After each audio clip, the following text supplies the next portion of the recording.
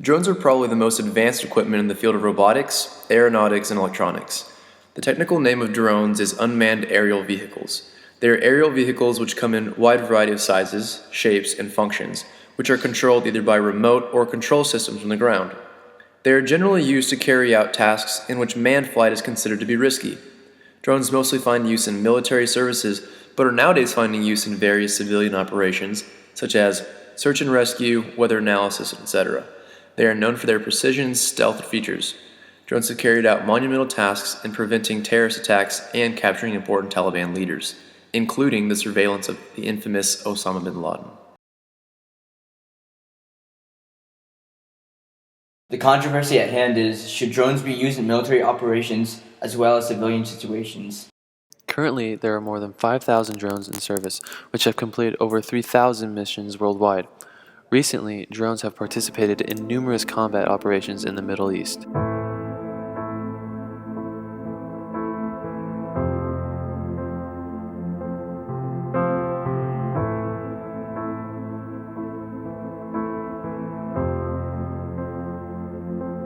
When you were standing in the wake of devastation, when you were waiting, Surveillance and data collecting drones have capabilities far greater than most would assume. These tragedies are examples of some of the things that could have been prevented if intensified drone use was implemented. raining down, insides crying, save me now. As far as I know, they're being used three different ways. One is for weapons delivery. There are some of the drones out there, like the Predators, that actually do carry armament. Okay. There's some out there that are solely for surveillance, reconnaissance purposes, that are loaded with cameras and are not armed for self-defense. And now I'm talking about military applications. Definitely. And then there's recently, in the last 2 years, they started having drone helicopters that are doing external lifts into FOBs, the forward operating bases, and they're delivering food, ammunition. They're doing resupplies. They used to call them milk runs, but they delivering stuff to forward operating bases and remote locations. So those are the three applications that I know military-wise.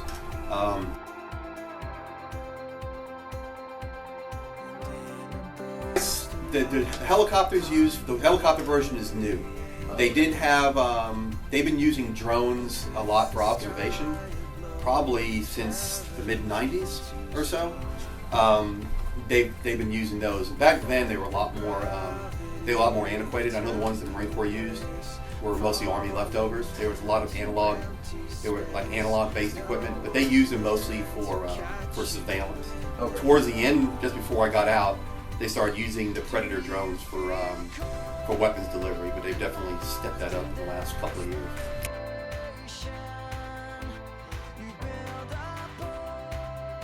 Yes, for the most part, they're pretty reliable, but you don't have that, you don't have the eye to ground contact. It depends on who you talk to. You read the American reports; they're accurate. You read the other side, the Afghan reports. There have been, civilian collateral damage. That's a fancy political word saying, civilian deaths. So it all depends on which side of the aisle you're talking to.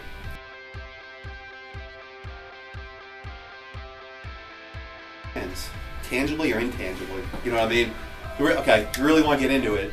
Tangibly, yes. I mean, if they get shot down, there's not an American airman in them. So yes, there's one less American service member. There's no, you don't have crew chiefs in the back and air crew and pilots and co-pilots going up with the airplane. So if it gets shot down, it's just metal technology, a couple $1 million worth, but there's no lives. You talk intangibly, it may cost lives on American side because it becomes really easy to kill. When you have a pilot in an airplane, looks down on the ground, you have a human factor. Do I push the button? Do I strike? Do I not? When it's somebody sitting in San Diego or somebody sitting, 100, 200 miles away flying the airplane through a screen, the human factor's out. So you don't. So what I understand is they don't think as much.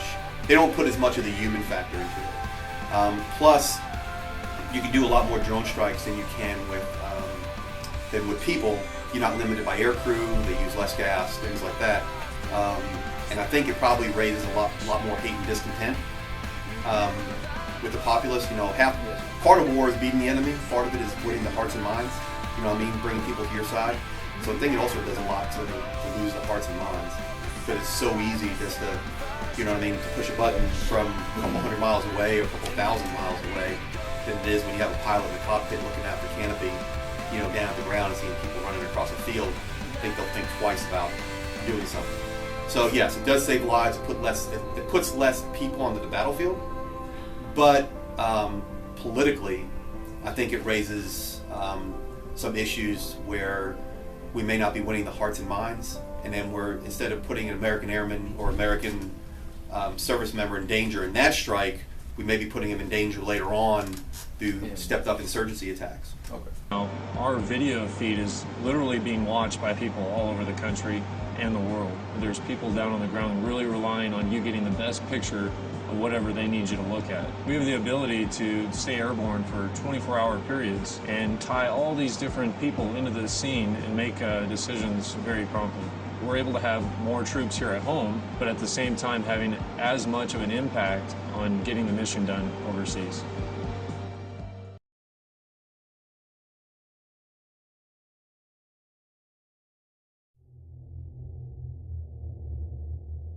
To give an idea of what a drone sees in a domestic or civilian setting, we flew a Plano drone over the football and soccer fields at Plano Senior High. This presents a more realistic and relatable perspective on drones. Any citizen is allowed to fly drones that are less than 55 pounds as long as they stay below 400 feet and away from major airports. If you were at Plano and being watched, how would you feel? Or would you even mind? Government drones normally fly so high that they would be out of sight. Also, as Mr. Spiritus explained, if federal drones were conducting surveillance on domestic and civilian areas, we would have no way of knowing. Therefore, drone use in civilian situations should be allowed, and, in reality, they're probably already doing so.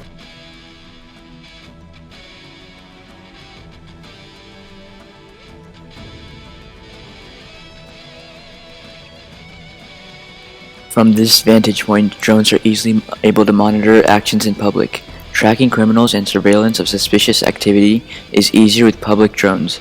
Now, although innocent civilians may be filmed, there is no way the government will spend time going through each and every person they find on film. If there is a possibility of lives being saved or tragedies being prevented, then those measures must be taken.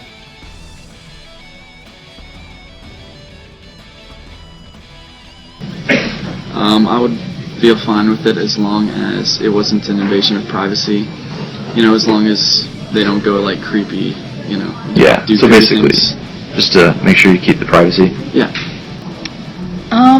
I guess to a certain extent it would be okay, but like, I feel like if they were just monitoring like everyday activities, it would be a little bit, it'd be like invading our own privacy, because it's not necessarily something that everyone's gonna agree to. So like, if you are planning on enforcing it, then you have to make sure you get everyone's consent, because I might be okay with it, but that doesn't mean everyone else is going to be too.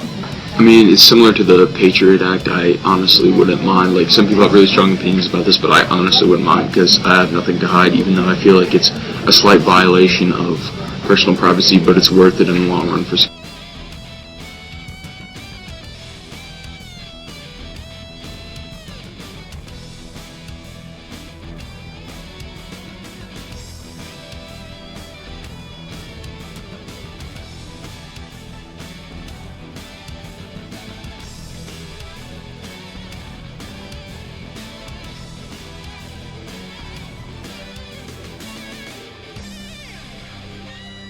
Last September, a gunman barricaded himself on the top floor of his West Bloomfield, Michigan home. He had already killed one police officer and fired shots at others. Oakland County Sheriff Michael Bouchard sent a Parrot AR drone 2.0, which, with its ability to hover in midair, would allow police to see inside the house without putting more officers' lives at risk. Bouchard recalled, "I was unwilling to send my people into a firefight without having any kind of information on what they were going into." targets can take evasive measures by staying inside buildings. Drones are designed to circle those buildings for days, even weeks at a time, to monitor movements, who comes, who goes. They can recognize whether it's a man or a woman entering that house. So targets have been known to not leave their location for fear of giving themselves away. Osama bin Laden, in his compound in Abbottabad, Pakistan, had tall trees planted so that it was difficult for drones to get direct and positive recognition of him. There's an incredible array of uses for drones now. They can be used in agriculture to look at crops. They can be used by architects to look at buildings. They can be used by law enforcement. They can be used by amateurs as well, just to take pretty pictures from high up. There is really, at the moment, a hugely expanding role for drones in the civilian area. This email from former Air Force officer Glenn Thompson reflects the overall opinions of officers at the Aleutian Island Forward Air Base. Use of drones in the military is firmly supported, while civilian use is viewed more conservatively. For example, using drones with missile capabilities over public areas would be disapproved, but other than that, they wouldn't mind.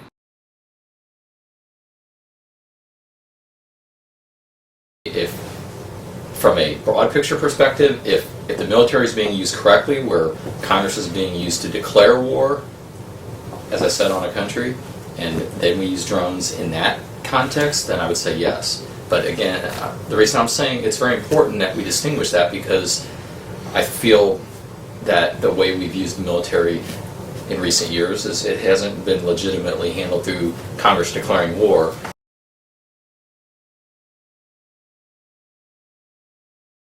I guess again, just to sum up, in a situation where military operations are legitimately acceptable because we've declared war on a country, the use of drones is fine, in my opinion.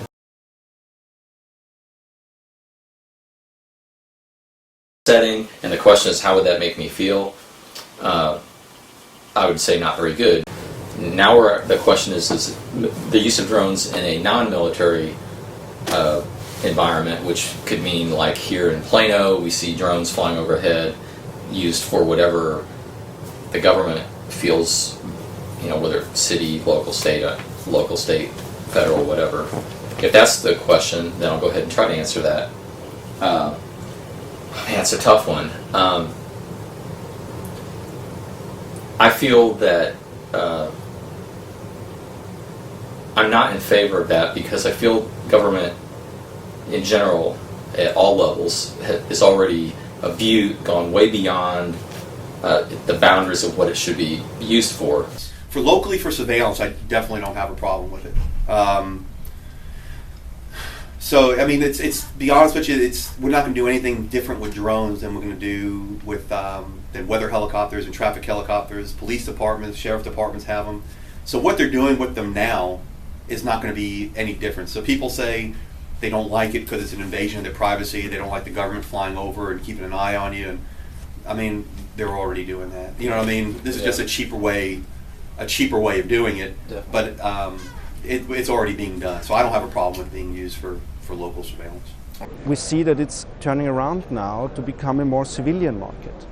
So in the near future, there will be more drones overhead, not looking for targets to shoot or to protect borders, but mapping farmland, surveying pipelines and oil rigs, even helping to stop forest fires from spreading. Scott Heidler, Al Jazeera, Singapore. Thank you for